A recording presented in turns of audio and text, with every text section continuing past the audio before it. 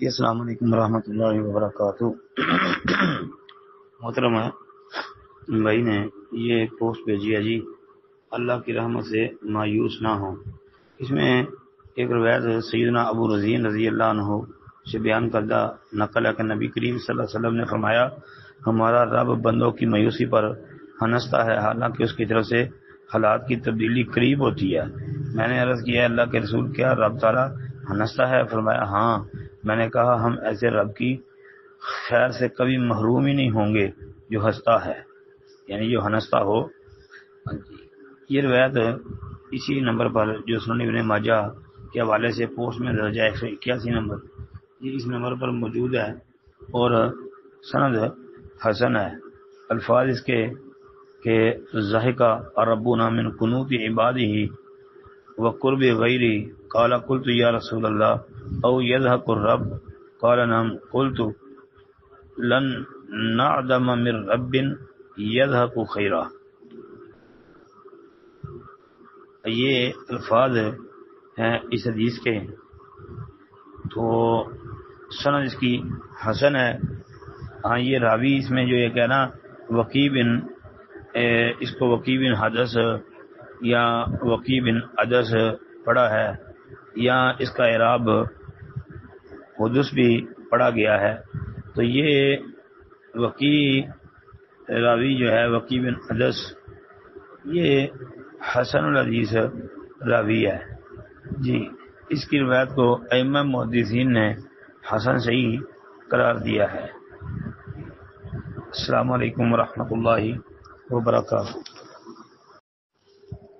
جی وعلیکم السلام ورحمۃ اللہ وبرکاتہ۔ یہ پوسٹ ہے جی، قربانی پر خرچ کی گئی رقم کی قدر و قیمت۔ ہاں جی، اس میں جو یہ روایت لکھی ہے نا، ما انفقت الورق فی شیء افضل من ناحلۃ فی یوم عید، کہ نیک کاموں میں خرچ کی جانے والی رقوم میں سب سے افضل عید الاضحیٰ کے دن قربانی پر خرچ کی جانے والی رقم ہے۔ یہ روایت المعجم الکبیر للطبرانی حدیث نمبر 10,894 کا حوالہ دیا ہے جی۔ اس نمبر پر یہ حدیث موجود ہے، اس کے علاوہ بھی کئی کتابوں میں آتی ہے، لیکن یہ روایت ثابت نہیں ہے۔ سند اس کی بہت زیادہ ضعیف ہے، اس لیے کہ اس سند میں ابراہیم بن یزید الحوزی جی ایک راوی ہے، جس پر ائمہ محدثین نے شدید قسم کی جو ہے وہ جرح کر رکھی ہے۔ یہ متروک الحدیث جی راوی ہے،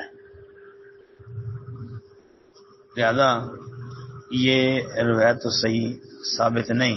ہاں، ویسے قربانی کی اہمیت اور فضیلت کتاب و سنت میں بڑی واضح ہے۔ قربانی بہت بڑا عمل ہے، اس کی بڑی فضیلت حدیث میں آئی ہے، لیکن یہ روایت جی ضعیف جدا ہے جی۔ السلام علیکم ورحمۃ اللہ وبرکاتہ۔ وعلیکم السلام ورحمۃ اللہ وبرکاتہ۔ یہ لکھتے ہیں جی کہ شیخ محترم، کیا حاملہ عورت کو طلاق ہو سکتی ہے؟ ہو سکتی ہے، تو اس کے لیے عدت کیا ہوگی؟ محترم بھائی، عورت کو طلاق دینا دو حالتوں میں صحیح ہے۔ ایک طہر کی حالت میں، طہر ایسا کہ جس میں میاں بیوی آپس میں ملے نہ ہوں۔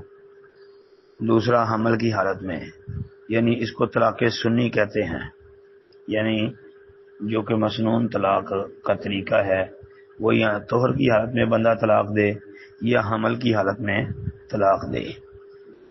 تو لہذا حمل کی حالت میں طلاق دینا بالکل جائز اور درست ہے۔ باقی رہ کی بات کہ آپ نے لکھا ہے کیا حاملہ عورت کو طلاق ہو سکتی ہے؟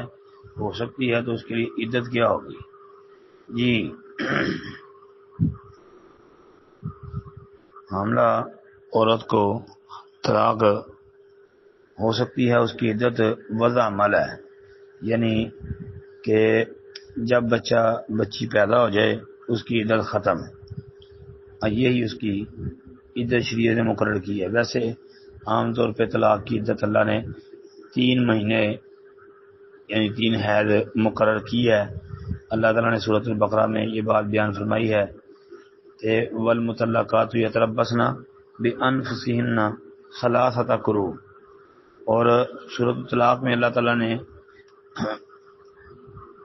حاملہ عورت کو اگر طلاق ہو جائے تو اس کی عدت بیان کی ہے، وَأُولَاتُ الْأَحْمَالِ أَجَلُهُنَّ أَن يَضَعْنَ حَمْلَهُنَّ.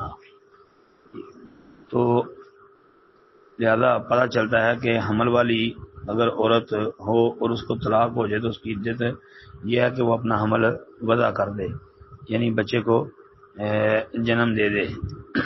یہ شریعت نے اس کی عدت رکھی ہے. السلام علیکم ورحمۃ اللہ.